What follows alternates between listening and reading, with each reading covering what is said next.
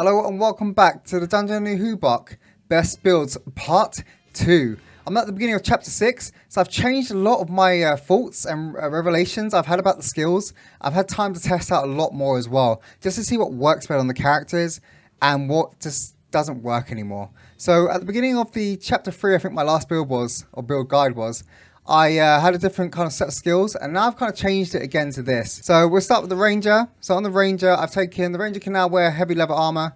It's a no-brainer skill, you just take that anyway, because it's really good. Then later on the Ranger can now use shields, gains 5 parry, that's also really good, I've never changed it. I've made quite a lot of use out of this since I picked it at the start. The range of good improves Ranger's standard melee attack, it stuns if the target has 4 HP. I've made use of that so much. If you look at my playthroughs, and my let's plays, and my parts, whatever, you'll see that I use that all the time pretty much. And it's almost guaranteed stun, as long as I got 4 HP. So I like that skill. Then over to here, the Ranger gains 10 parry. It's not actually 10 parry, it's 5 more on top of what this is. The wording is very deceiving in the skills, so that's 5 and that's another 5. It's still really good. It's amazing on my Ranger, because my Ranger, I've turned him into a tank. So over here, the Ranger gains 10% when attacking with a sword. I prefer this ability to the bow because I'm normally in melee range with the Ranger because he is my second tank. Attacks opportunity, I don't really use them that much. I can see why people would use them. It could be quite strong, but not for me. Over here, I've taken Team Player. If the Ranger attacks benefits from support, its damage are raised by 10%.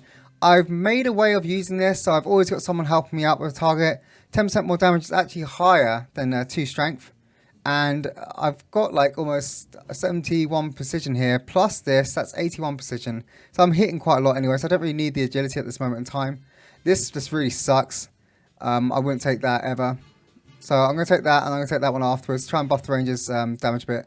That's it for passive skills. Over to active skills. I did swear by this skill, the Overwatch. Oh, not that one, that one.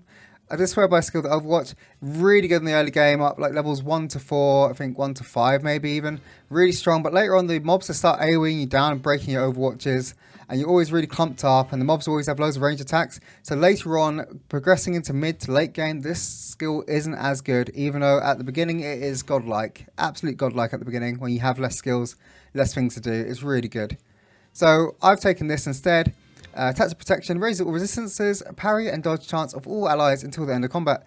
Only one tactic may be active at the same time, so it's increasing my magic resistance, my physical resistance, my parry and my dodge. So it means I'm avoiding the frozen effects, the poison effects, the burn effects. On top of that, I'm avoiding the knockdowns, the stuns and the knockbacks and all that kind of thing. So this is actually really solid for the late game, especially when it stacks with more gear. Yeah, it's just really good. I've noticed the effects of it quite a lot actually during the late game fights. And now I'm a bit more tanky. Now I've got more gear. I can actually start out tanking them a tiny bit with my tanks, obviously. So it actually works really nicely now.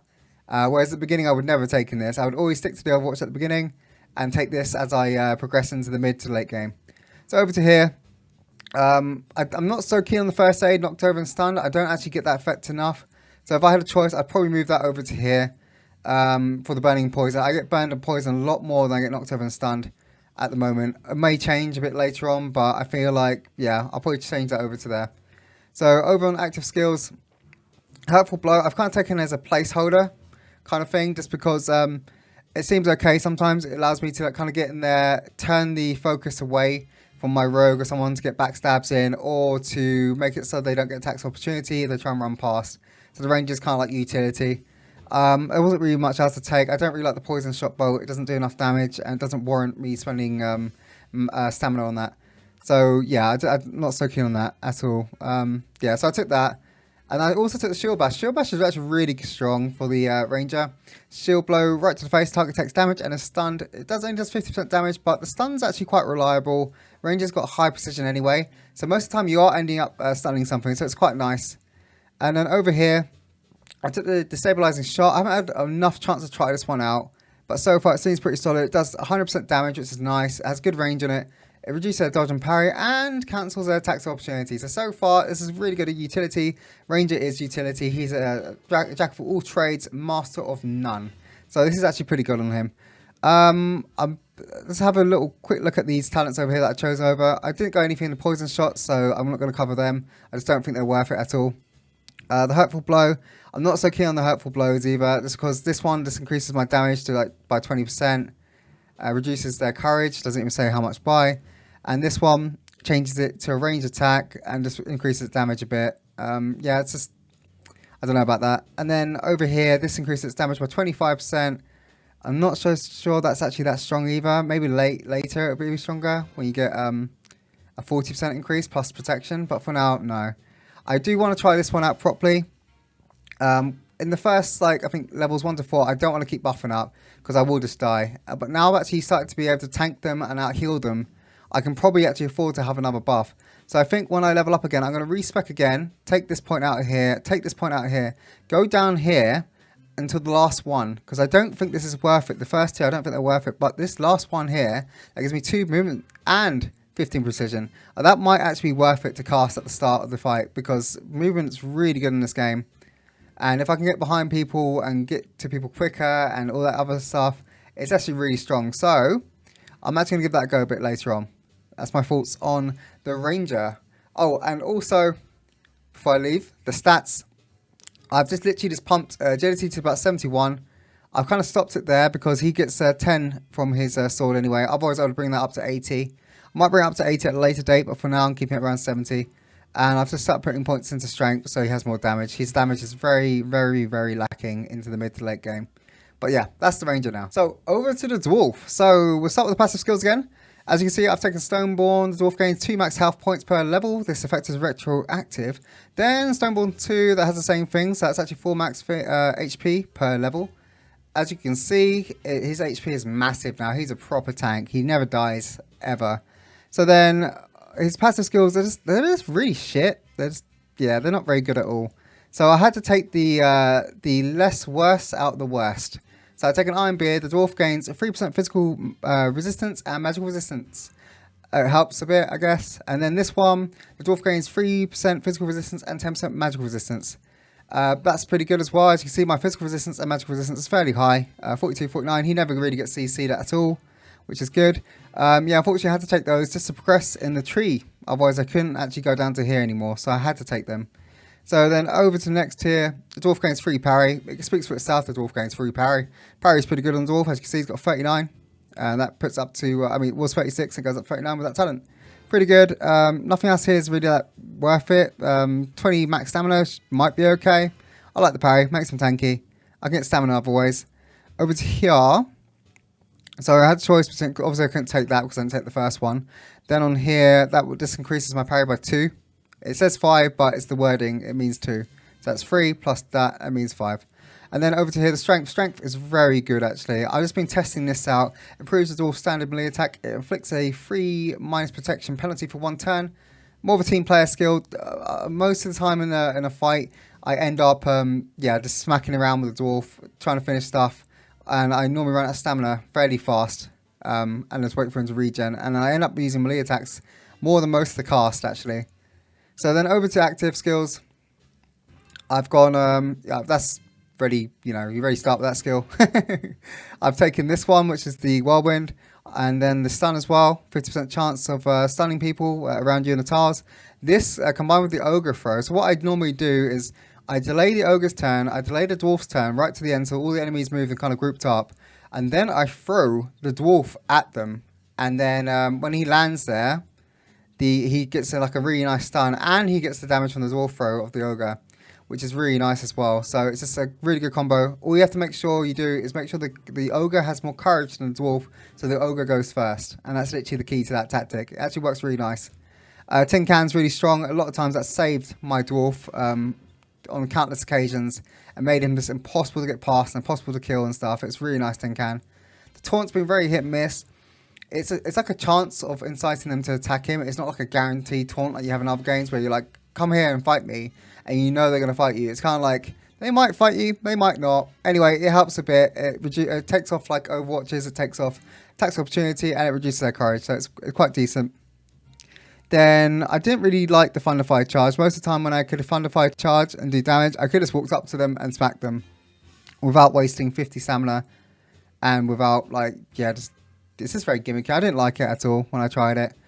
Then, down the next tier, I did not think that was decent enough. you're buffing up your teammate.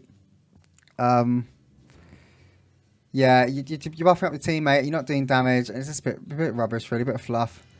I didn't take any of these yet, but if I was going to take one, I would either take the Courage and Precision one or the Protection one. Just for the debuffs, because they're quite strong actually, and make the taunt do more if they don't actually fall for the taunt. So yeah, once again, I didn't take any of this because I just feel like the charge is just so gimmicky. I don't like it at all. And most of the time, I'm throwing the Dwarf in there with the Ogre throw, so there's no point in even having mobility. So I've taken Get to Face or Get to Face. Push your target back 2 tiles and hurt them by shoving your shield in their face. That's 80% damage. I went down 1 as well. So now it stuns and knocks them back. So it's pretty decent. It has less stamina gain drain than this one. This one's 70. This one's 50. So I will always use this one first. And it has a lower cooldown as well. Oh no, same cooldown. But yeah, free cooldown. 3 turn cooldown, which is pretty decent. These ones, I didn't think much of this. Protects an ally by redirecting 50% of incoming damage to your dwarf as long as they're standing next to each other. Number one, you have to be standing next to each other. Number two, you're wasting your turn to take damage to someone else when you could just be smacking them. It just seemed a bit pointless, and these just seem pointless as well. I don't even think I'll touch this at all. I can't see any situation where this would be useful, apart from the easiest difficulty when you're messing about. Hold me back. Does a lot of damage to your target. Only works if the dwarf has to support 2 allies. My playstyle is I throw the dwarf in with the ogre and he's by himself for most of the game, just tanking like 2 or 3 people. He's just got them locked up, you know. Yeah, so that I don't know if that's going to be worth it to me yet, but I'll try it out a bit later and see what it's like. I want to try out all the skills. Yeah, so that's it for the active skills. Over to the attributes. I just pumped agility. I'm trying to get his precision up to 80 for this chapter, just so he's just guaranteed to hit most of his stuff. After that, I'll probably just pump strength, and that's pretty much it for the dwarf. So over to the elf. So once again, we'll start with the passive skills. So I've kept the archery. The elf gains 5 precision when shooting a bow. I've actually upgraded it as well. The elf gains 5 precision when shooting with a bow and has no penalties for short and long ranges. It's pretty strong. It's pretty decent. Might as well take it. The elf gains 3 impact for melee and range attacks. Really strong. 3 more damage and everything. This is great. Swift-footed, it's turned out really good actually. I use this so much. Probably one of the best skills in the passive tree. Each turn, the elf automatically dodges the first attack of opportunity, targeting her. It's really strong. The rest of the stuff's pretty crap anyway. No one wants this situational stuff. As long as the elf's behind cover, that could be quite decent. Okay, later maybe.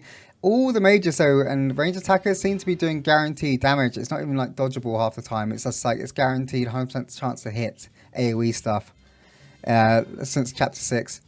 Then on the elven, on the next bit of passive skills, elven arrows improves the elf's standard range attack. It deals 10% more damage. I took this over here because this, it gives me more precision, has a higher chance of classical damage. I just wasn't keen on that. Because at most time, I'll do my little abilities and then I'll start doing normal attacks. So 10% more damage on top of normal attack is very strong. So I like that skill. Over to here, Elf Eyes. The Elf skills and attacks that use the bow gain 1 max range. Really strong again. Yeah, it's just really no-brainer skill. You can shoot from further away. You're safer. You can hit really hard targets that are hard to hit before. It's really good. The Woodstand Watch. I was considering taking this, but I just thought so far the enemies, as I was saying on the ranger, the enemies keep knocking out my overwatches and stuff. So most of the time I group my people up and go for an overwatch, the enemy's got some sort of really long range attack that does not miss or an AoE to knock it away. So it's just almost seems pointless to overwatch at this point for me. So I don't take that. Moving on to this next bit here. If I had a choice, the dodge was pretty good, but instead of taking one of these talents actually, I actually put it in there instead because I wanted the more precision. Yeah, I'm not keen on the alpha as a means of burning. I don't like the alpha gains 3 charisma. It helps out with healing, but that's about it. Once again, the Overwatch thing, they break it quite easily these days because there's so many mages and they're just AoEing everything. So yeah, my next points will probably be in the dodge here. Dodge, and possibly this one. Yeah. So over to active skills. I've moved around some points as you can see from my last guide. I'm not even sure what I had on the last guide. Yeah, so Cheer and Kiss went to the next tier as well to get the fire protection bonus. It helps out a bit. It's not that noticeable, but it works. I forgo the buff. I tested it out for a bit. I just decided that it was just wasting my turns, but I wanted the elf to do more damage, and she does do a lot of damage actually. So she's one of the best damage dealers in the game. So I didn't want to keep buffing up. So I've just avoided that now because it's just not worth my time. This one only upgrades this by about 25 more healing, so I was thinking about taking that, but I'm not sure because it doesn't seem that worth it. I put a point into long shot. So far long shot's actually helped me out quite a lot because there's been some targets where I couldn't reach without it, so it's been very nice to have that extra range. Over to here, the ricochet, elven ricochet and stuff, really amazing. I use it a lot. It does so much damage. It's literally 3 shots for the price of 1. It's really good, really solid ability. I would definitely recommend getting this, no-brainer skill. So over here, Unlikely Strike, really good as well. It's just 100% damage. I use that a lot as well to finish off something that's really low, or around like 20 HP, 30 HP, and the alpha comes along, kills it, and then can shoot something else straight again afterwards. It's really, really solid, really good. I definitely recommend getting that. Low cooldown as well, low stamina cost. No-brainer skill, take that. It's just too good. Everything else, it's just amazing. I would definitely take that. It gives you an extra attack almost if you kill them. Over to here, I was testing out the one-shot, one-kill thing. The penalty is actually not too bad. A lot of the time I am hitting around 75%, 80%, 90% of the time with this. And also that's the accuracy as well. It doesn't reduce me to like 40 or 30% like some people are thinking, like, oh, it's only going to hit 30% of the time. It's actually got a really high percentage still because the alpha has so much precision. So this actually, these talents kind of counteract this this debuff in a way. Because it's just giving me more precision. And yeah, it just allows her to hit that quite easily. And 200% more damage is massive. That's like 60 damage, 70 damage. I haven't got an epic bow for her yet. But when I do, she's going to be hitting like a truck with this. Yeah, over to here. My next point, I think, at level 8. I don't think I'm going to take any more of these talents. I don't really like this one. I don't want to stand still with my elf. I move her around a lot during the fight. She's everywhere. She literally just flanks. She's healing. She's doing melee attacks as well to get extra attacks.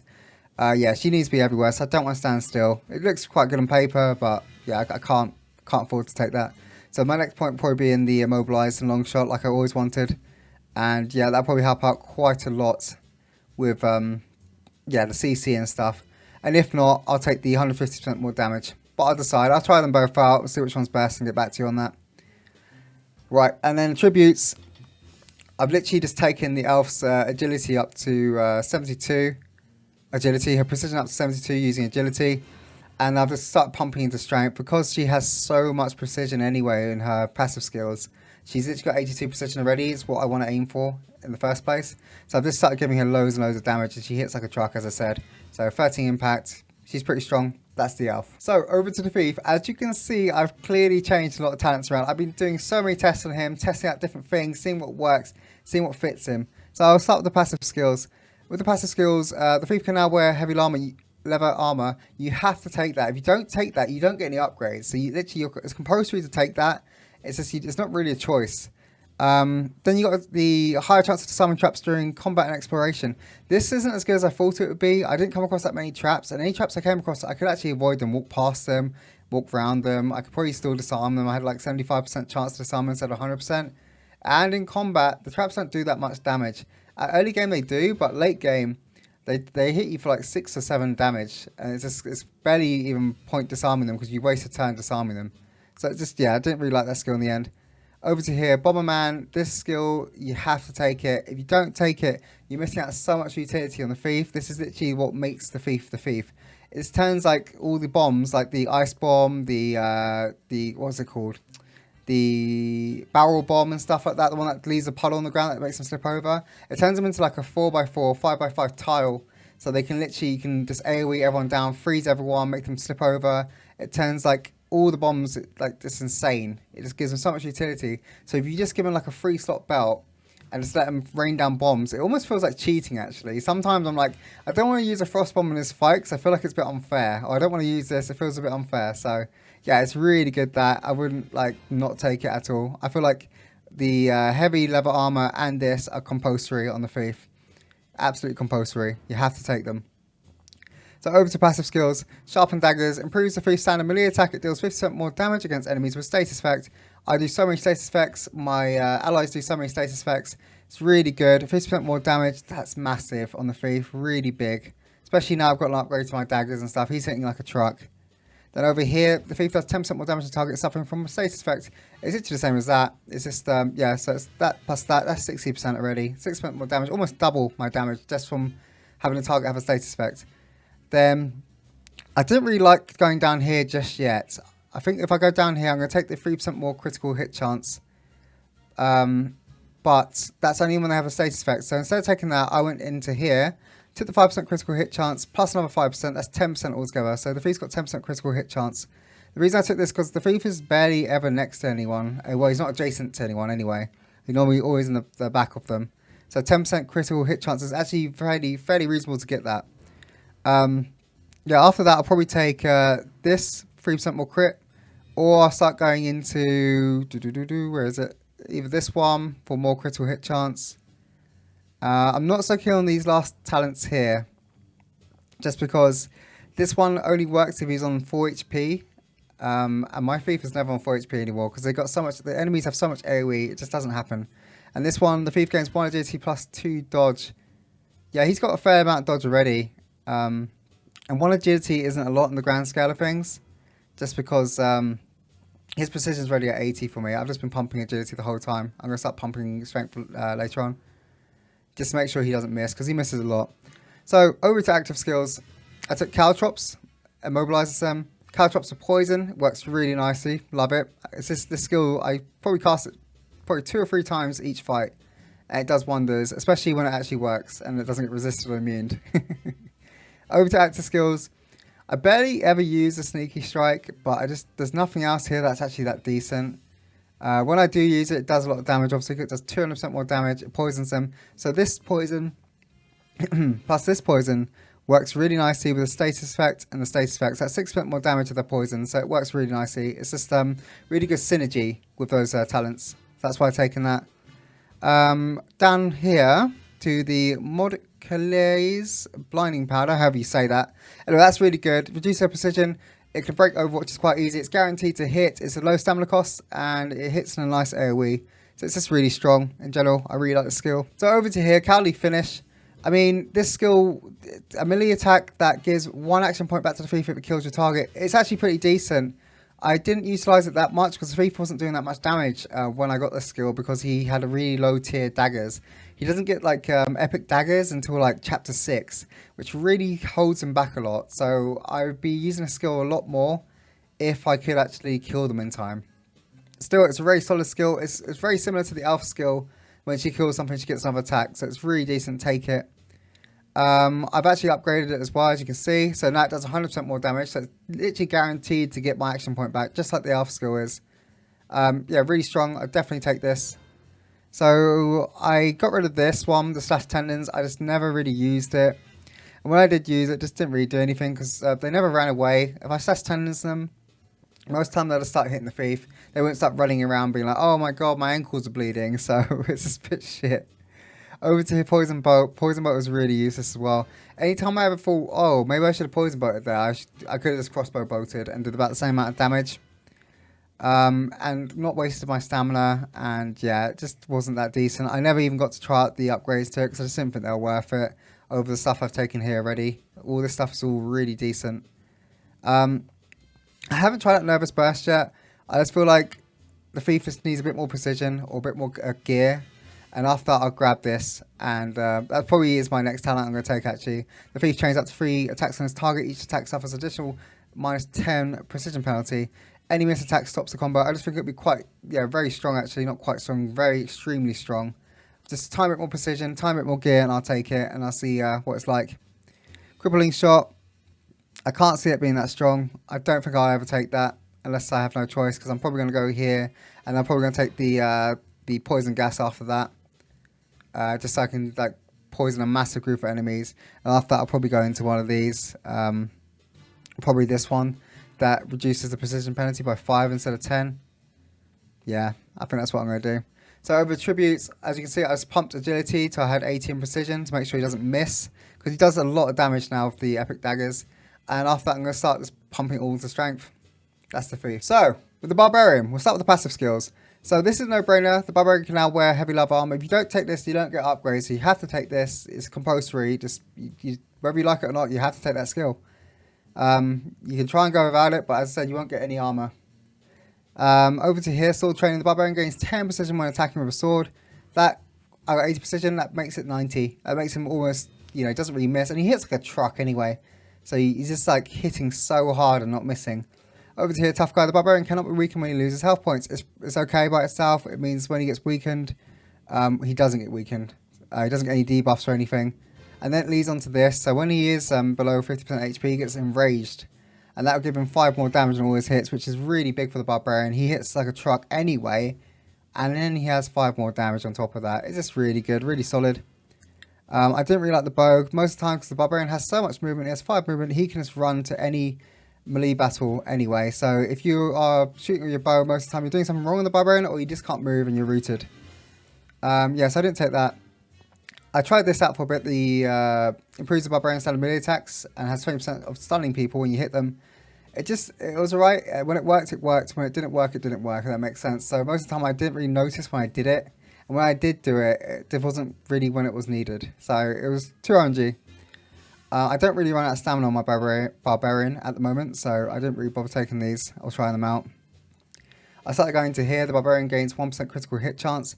I figured if he crits, he's going to hit even harder than he really does, and he hits like a truck.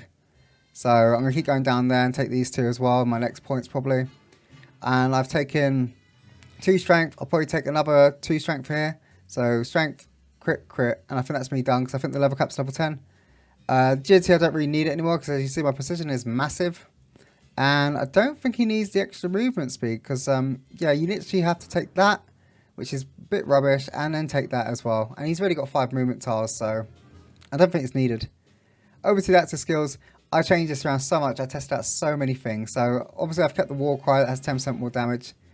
I was going to take the critical hit one just to test it out, but I'm going to see how the critical hits plays out and see, yeah, see how much I critically hit without it first. And then if obviously my gear gives me more critical hit, I might take this just so I can critically hit more, if that makes sense. Over to here, the active skills. I'm taking Yarg. Yarg's really strong, really strong. So when you take this next talent here, it makes it 160% damage if you hit both, and it reduces the protection of the target, which means your allies will hit harder on the target as well. Compared to this does 180. So this is like a 20% damage difference between them, and you have to hit with all 3 of them as well, which might not be possible. So this is actually probably a lot stronger. This one here is probably a lot stronger than that one, because you only have to hit 2 of them instead of 3, and it's only 20% more damage difference. And this debuffs the target, so your allies can do more damage as well. So over to here, you're forced to take this anyway. So it's kind of compulsory. You start the character with it pretty much. So I decided to buff it anyway. This skill, I've never not liked the skill. It's been so useful. It's very vanilla, very boring and bland, but it's so useful. It just does really nice damage, 130% damage. It's got a nice tile range. Yeah, I use it in every fight as well. It's really good. Even on single targets, it does 30% more damage than my normal melee hits. So it's really good. I never got on with this. It does 20% damage. It costs stamina. You have to like invest down to here or into there to make it any good. But it's just useless. This whole little tree here is useless. I would just not take that at all. It's just not worth taking. It's just rubbish. Even for the CC, it's not worth it. It doesn't do any damage. And yeah, it doesn't really do anything. Over Terrifying Blow, I really wanted to like the skill. I really tried out so much. It does 40% less damage than your normal melee attack. It's got a long cooldown. It costs 50 stamina, and you have to hit, and you have to pass a check as well to make it so it actually fears them away. It just has too much situationalness going on, and it reduces the Barbarian's damage, and he's all about the damage. I just didn't like it, so as I said, I respected out of that, and I put it into these because they're just way better than that. The Brutal Shot. It's quite good. It's very situational again, as I said. The Barbarian has no trouble getting into melee, so most of the time you're probably not even going to use this. There's no point because you're not going to stand there shooting with a bow. Your Barbarian's just going to move straight in. He's got the most movement speed out of all the characters here. He literally got 5 tile range movement.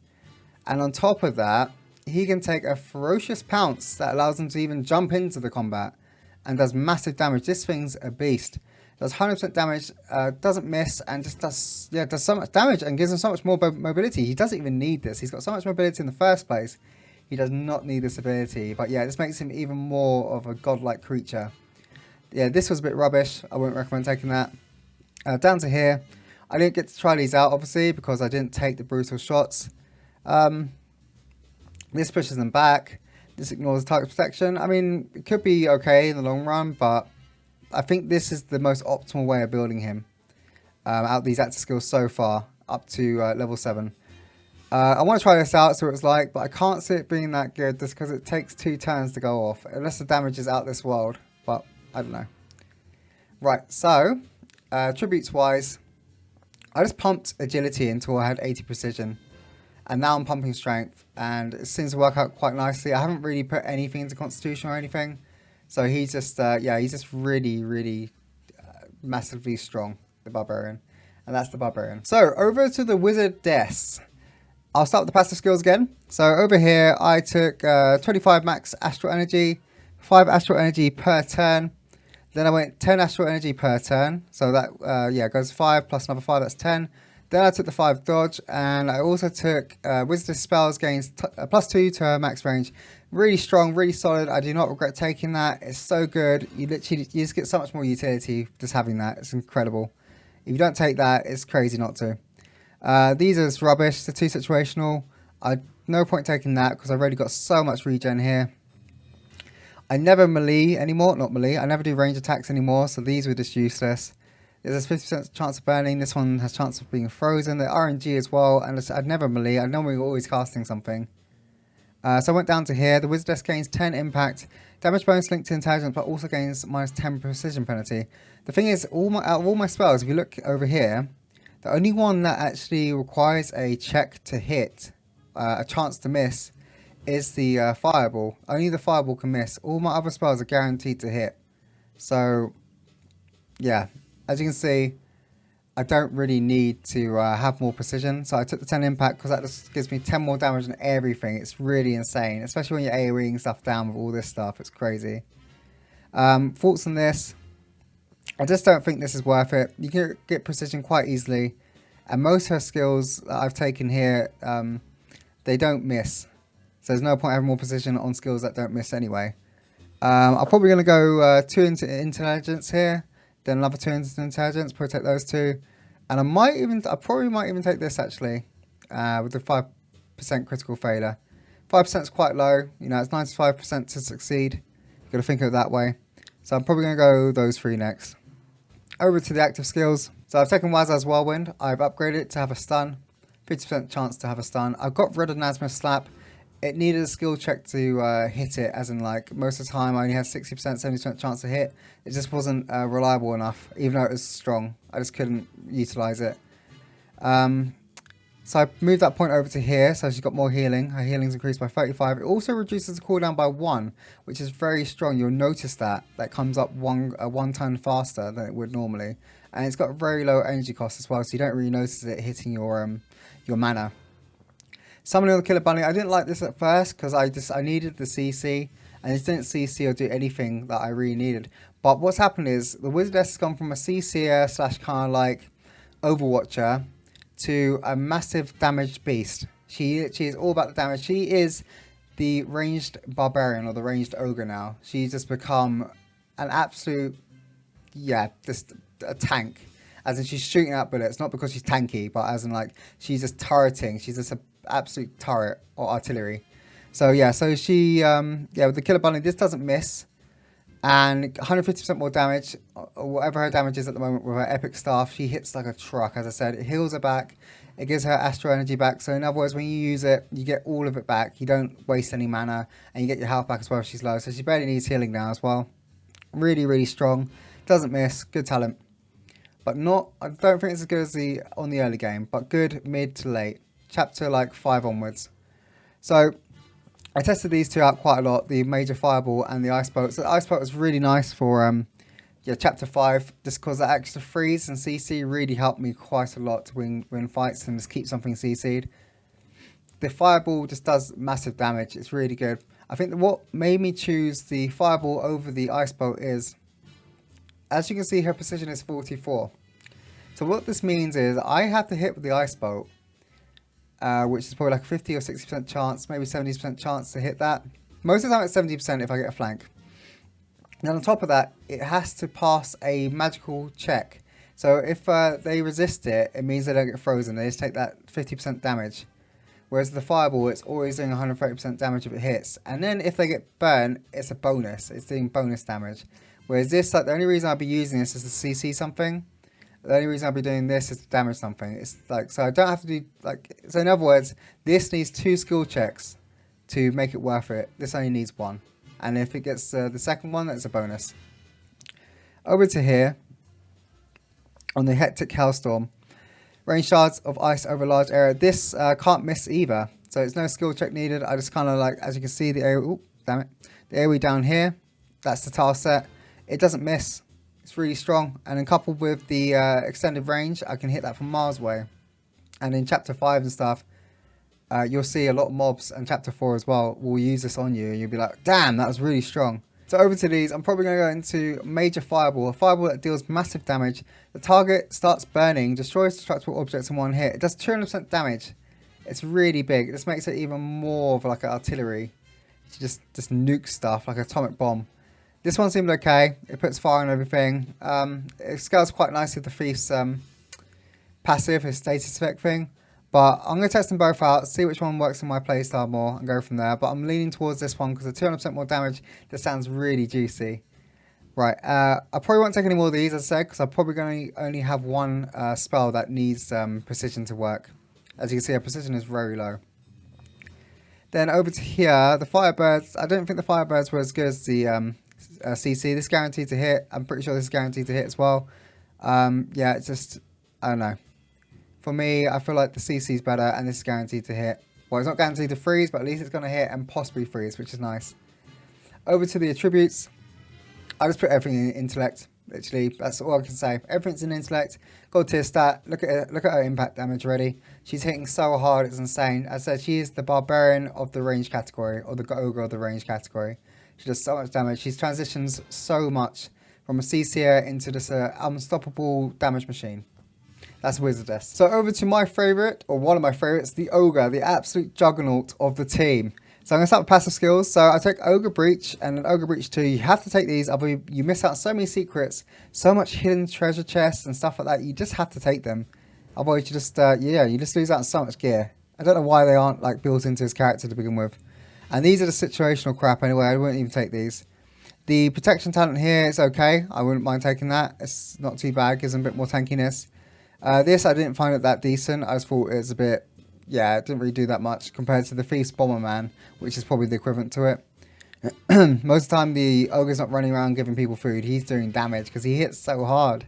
Or tanking, obviously. This doesn't really do anything. Gains 1 physical resistance per level. Its effect is retroactive.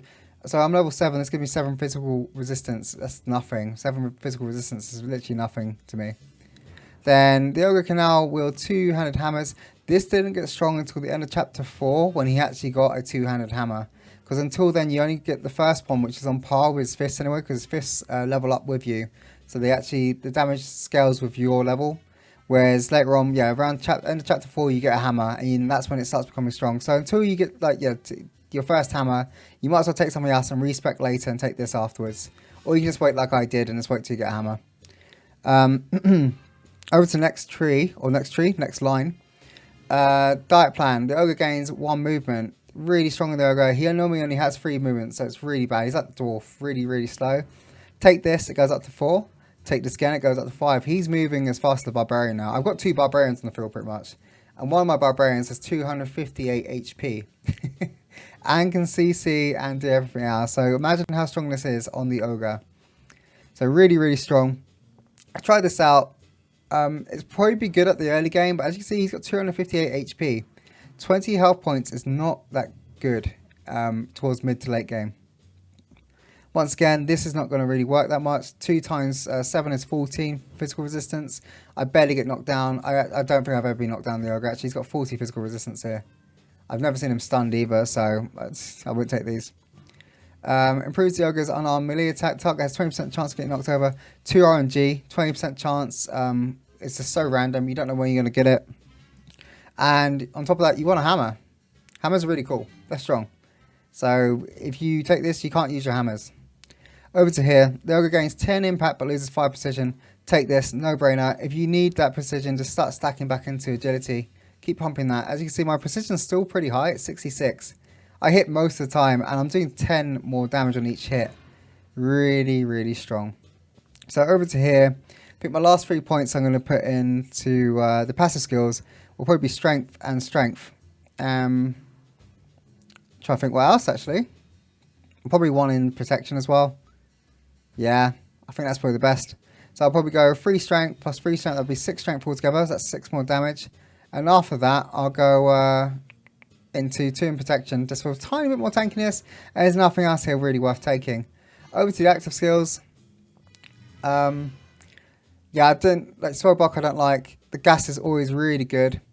This is quite strong. I don't use it as much anymore though, so maybe respec it and try something else out in a bit, or a bit later. I mean, but I still use it a fair amount. And it still has great utility on the Ogre.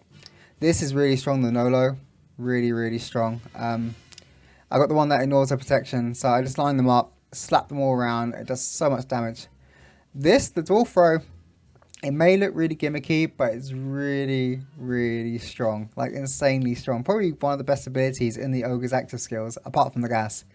If you just position your Dwarf and your Ogre next to each other, delay both their turns, make sure they get all their buffs from the Barbarian, the Priestess, and the Ranger, then just throw the Dwarf in, and the Dwarf ends up tanking like 3 or 4 targets. He literally stands there, and because they're next to him, they're like, oh, we might as well hit the Dwarf. So they hit the Dwarf, and he's really tanky over the Dwarf. He's got so much parry, so much HP. He ends up just like tying up 3 or 4 opponents by himself, getting an attack opportunity, and it does massive damage, and it doesn't miss. The only time it can fail is if you get a critical failure and the Dwarf ends up on his bum, and he's like knocked down. That's only happened to me once. It's quite funny anyway. But yeah, it's really strong. I think I'm probably going to upgrade it into the 120% more damage. And also on top of that, the Ogre doesn't do anything at the start of his turn because he has no range attacks. So throwing the Dwarf is actually a really good play. And he doesn't buff at all. So over to here, out of these two, I'll definitely take the Dwarf throw. It does 80% of your weapon damage. This just does 30 to 50 damage normally. So even what doesn't matter what weapon you have, this is still only doing 30 to 50. Whereas this is probably doing more already, even without an epic weapon yet. I haven't upgraded the gas yet. I didn't feel a need to. I might do later on. I'll probably take the poison. Because I don't really like that diagram there, that new area, because most of the time I've got allies next to me and that's going to hit them. So I'll probably take the poison if I do take this. So all these abilities here. I was going to take the more damage on here, on the throw, but I might save that for later. This is, it's good. It's like a bard skill. It debuffs them quite massively. The thing about this is my Ogre does most of my damage, and I kind of want him to keep doing damage. I've got so many abilities already that just use a lot of stamina and stuff. This one doesn't use that many. But if I use this, it means I'm not doing damage that turn, which means the enemy's surviving for an extra turn without the Ogre doing damage. I'll try it out again later and see what it does. Even with the damage thing, it's not a percentage, this is just flat. So it's not like 80%, it's just 20 to 35. So this actually does less than that on the Ogre, because it's not scaling with his weapon damage. I took this instead, Savage Tremors. I feel like the Ogre, sometimes I need to run and I need to do damage on the fly, and this will knock objects out of the way as well. So if I need to get to a direct path to someone that's hiding behind something, I can use this, hit the target, and knock whatever's out of the way, so I can get through really quickly. That was my thought process behind this. And on top of that, I'm going to take this next, which gives them a 50% chance of being knocked over. Massive CC, really strong. Does 80% damage, that doesn't even reduce my damage that much, and the cooldown goes down to 3 here. So this makes the Ogre a CC damage machine. Over to here, I've just been pumping agility. After taking this impact thing as well, I just keep pumping agility until he gets like, well, hopefully he might get close to about 80 precision, because he doesn't need any help in the damage at all. So that's the Ogre. So last but certainly not least, my secret character, the Priestess. We'll start with the passive skills. So over on the passive skills, I've taken the Priestess gains 5 astral energy per turn. I've taken the Priestess gains 10 astral energy per turn, so together they're 10. Then I've taken if the Priestess is adjacent to the Wizardess, she gains 10 astral energy per turn. This happens a lot more regular than I thought it would, so I actually took this. I might switch it to here eventually or something. At the moment they're getting AoE'd quite a lot, but most of the time the Priestess and Wizardess are really close to each other, so that actually works quite nicely. But we'll see in time, I might change it. Leave from the back, I've only just recently taken this because the rest of her passive skills are absolute crap. So when the Priestess is behind cover, range attacks targeting her get a 50% additional penalty to precision. Yeah, seems very decent. I try and keep my Priestess away from danger as much as possible and behind cover, because she is the staple of my team. If she goes down, everyone's going to start dying, because her healing's just massive. It's crazy. Over to here, The Priestess standard range attack, her targets gain 10% or 10 minus precision penalty for 2 turns. I don't really get to use this that much. Most of the time, whenever she has a turn, she's healing, buffing, rezzing, she's doing something. So this is very rare that I get to use this. But I guess when I do use it, it is kind of there, if that makes sense. Compared to some of this other stuff, because this is very situational. This is okay, I guess. I could actually swap that out and put it in there. But she doesn't really run out of mana. She's got really good mana. So I haven't really noticed the need to even take more astral energy. Yeah, this is only if she goes in defensive stance. This is if my allies are unconscious, which I don't want to happen. Once again, if allies are unconscious. And now I've got 3 more points to spend. So they're going to go into Charisma, because that's her god tier stat. And then 1 in intellect probably. And that's the Priestess done. 1 in intellect, I mean 2 in intellect, but taking the talent. Yeah, because obviously Charisma is her main stat, so yeah, I think that's probably just going to stay there from now on, unless it might move to there. Over to active skills. I got rid of this. I didn't really like it in the end. I found there's so many situations where I couldn't use it without hurting myself, and every time I did use it, I did hurt myself really badly, because RNG sucks ass. I never really made it to take off the thing where it couldn't hurt allies. But as I said with the Priestess, most of the time I'm healing, I'm using every single turn to heal or do something supportive. So I probably won't even get to use this in the first place. And I think there's better abilities here. So over to here, I didn't really like this at all. I just, the protection to me is just a really wasted stat. It's good to have on armor and stuff. But if you're actually wasting a turn to cast protection, it's just not that great. And Charisma's not that great of a stat either, unless it's on the Priestess, because then she gains a lot of damage and precision from it and stuff. So yeah, this is pretty useless to me, this little row of abilities. The buff's really good though. This is really good. If you get her courage up, so she's casting this before the ranger and before everyone else does their thing, it makes all your teammates have their turn first, because it gives them all 4 courage and gives them more damage and gives them intellect and stuff. So it's just really good. I didn't go into the third bit here because, as you can see, it goes from 2 to 4 to 5. If it went to 6, I might consider it, but it's actually, yeah, it's kind of like, what's the word, conning me a bit, because this is like 2, 4 doubles, and then suddenly it's like 5. I was like, oh, that's a bit disappointing. So I don't even think I'm going to take that. It's just not enough value in it. So over to here, you pretty much start with the skill, so you have to take it. I went into the Burning, Frozen, and Poison. I don't regret it either. I barely ever see anything get knocked over or stunned or immobilized so far up to chapter 6. So this is actually probably better. I don't really use this that much, but when I do use it, it's quite useful to dispel knockdowns and freezes and stuff like that. Yeah, it's pretty good. And you can also dispel your enemies as well. So you can say, for example, they buff themselves up with something really like insanely strong, like a 90% damage buff. You just take it off them, like, oh, see you later. Goodbye, it's dispelled now. Over to here, and some melee range heal. It's pretty good. It heals over time as well. And it's got really low cooldown and a low astral energy as well. It's just pretty solid. That's why I took this over these ones. So I was thinking about going down into here eventually. I'm probably taking this one that takes off the Burning, Frozen, and Poison and Slash Tendons. Also increases heal by 25. This one seemed okay, but I feel like taking off the status effects is quite big, because at the moment nearly everything does AoE damage. Nearly everything's like burning, frozen, or poisoned. So it's just yeah, that's the main status effects I got in this game at the moment. Over to here, the slap, I might actually take that. Ignores protection, does 120% damage, and if I got nothing else to do on her, I think it would be quite decent. But I'll test it out and see what it's like. I never got to test these out because I got out of this as soon as I could. I don't feel like it's going to be worth it anyway. I feel like this is probably stronger than this AoE. Right, so down to here. Divine Wrath Made Lightning deals heavy damage to the target. Only works if 2 allies are below half health.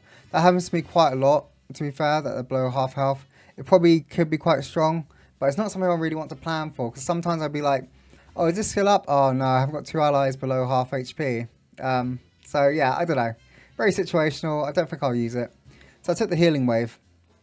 A wave of divine energy that heals lightly all characters, allies, enemies in the area effect. Does 50 healing, has a massive cooldown of 5, astral energy is 70, but if you see the box, it's pretty big. So if I get AoE down right at the start, I can just go, bam, I'm all back up. Everyone's up by 50 at least. Really strong, really solid. This enhances her effects. You take the Priestess for a reason. You take her for healing. So yeah, let her do her job. So down to here, depending whether I take this or not next, which I probably most likely will.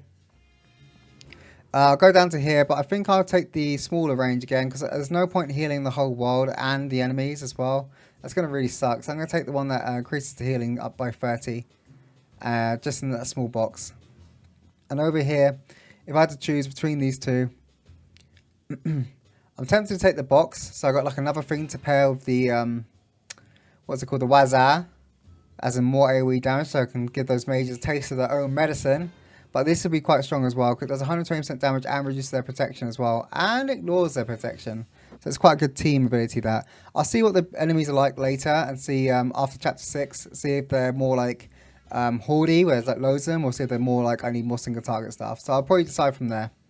But yeah, that's the Priestess. So that's the end of my part 2 best builds for Dungeon Naheulbeuk. So as you can clearly see, I've changed a lot of skills around. I've tested various things out. I'm probably going to do one more of these, an ultimate one, for when I reach level 10, which hopefully will be in a couple of days. Fingers crossed. And yeah, I'll see what my thoughts are then, and if I change any of the skills around, and what's good now and what's bad. And that'll probably be the end of my skill builds. Anyway, thanks for watching, like, subscribe, and I'll see you soon. Take care.